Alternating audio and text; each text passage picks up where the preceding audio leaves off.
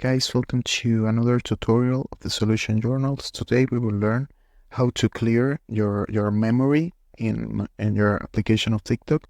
And this is an easy process to do. This is in the same application of TikTok.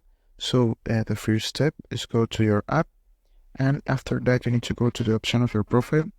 And here you need to go to the superior right corner in these three lines.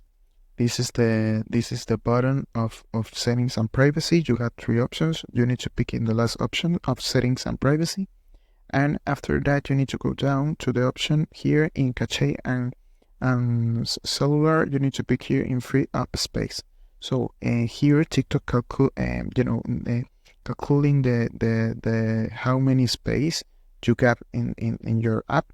And if you want to clear, for example, the cache, you pick in clear in the cache, and that's it. If you want to clear the downloads, if this you want, you pick in clear, and that's it. You can clear the space in your app. So this is the process. I hope this tutorial was helpful for you. Follow us for more content like this.